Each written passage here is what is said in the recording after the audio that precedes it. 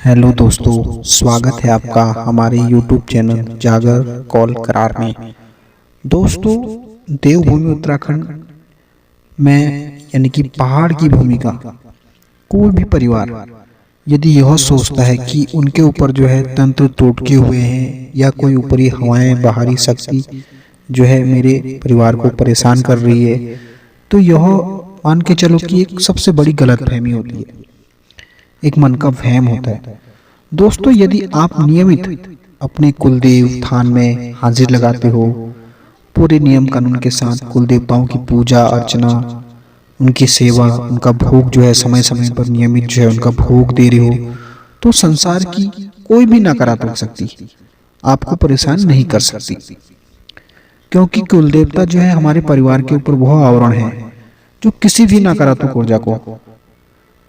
आपके परिवार तक पहुंचने ही नहीं देती हैं। दोस्तों,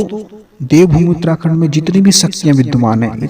इनमें इतनी अलौकिक शक्तियां विद्यमान होती हैं तो कि ये किसी भी तरह की जो है परिवर्तन जो है हमारे जीवन में पैदा कर सकते हैं। दोस्तों, कुल देवताओं तक तो जो बात बाद में आती है, आपके घर के पितृ देवता में ही इतनी शक्ति होती है कि बड़ी से बड़ी नकारात्मक ऊर्जा को जो है आपके घर में प्रवेश ही नहीं करने देती, यानी कि प्रवेश करने से रोक सकती है।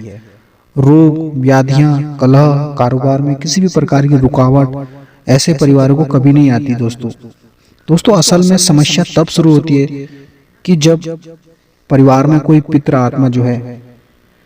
किसी कारणवश जो है अपने मुक्ति के लिए जो है लंबे समय तक जो है भटक रही हो। और सच बात तो यह भी होती है कि परिवार को, कुटुंब को पता भी होता है कि हमारे परिवार में हमारा अतृप्त पितृ जो है तारण हेतु, विधि विधान हेतु जो हमारे द्वारा करा जाना अनिवार्य है, परंतु उनके तारण हेतु ध्यान ही नहीं दिया जाता। साथ ही जो है लंबे समय से कुलदेवों की तरफ भी ध्यान नहीं दिया जाता है। तो ऐसे में जो है पितृ क्रोध में आकर जो है छोटी छोटी समस्याएं उत्पन्न करते हैं, और बार बार जो है ध्यान न देने पर जो है ये पितृ जो है उग्र रूप भी धारण कर लेते हैं और समस्याएं और भी गंभीर होने लगती है, यहाँ तक कि वंश वृद्धि तक बाधित हो जाती है। दोस्तों, और इन्हीं छोटी छोटी समस्याओं को देखकर परिवार के सदस्यों का मन भ्रमित हो जाता है और उनकी जानकारी का जो अभाव में जो है, समय के अभाव में जो है कई परिवार जो है शॉर्टकट तरीके से, यानी कि अपने देवों के शरण में ना जाकर बाहरी बाबाओं, तंत्र टोटकों, ताबीजों पे जो है भरोसा करते हैं। इन्हीं बाबाओं जो है फकीरों के, तंत्र टोटकों के द्वारा अपनी समस्याओं को जो है सुलझाने का अर्थ है कि आप उन पितरों के साथ जो पितर आत्म तारण हेतु जो है अपने घर में अपने परिवारजनों के पास आती हैं या आने का प्रयास करती हैं, तो उन ऊर्जाओं को जो है अपने पास आने से रोकती है। ऐसे में जो है उक्त पितृदोष चौका तो जो है सालों तक बना रहता है, क्योंकि पितृदोष के कारण जो है कुल देवता भी जो होते हैं अघोर में होते हैं, यानी कि शक्तिहीन होते हैं और आपकी कोई सहायता नहीं कर पाते हैं।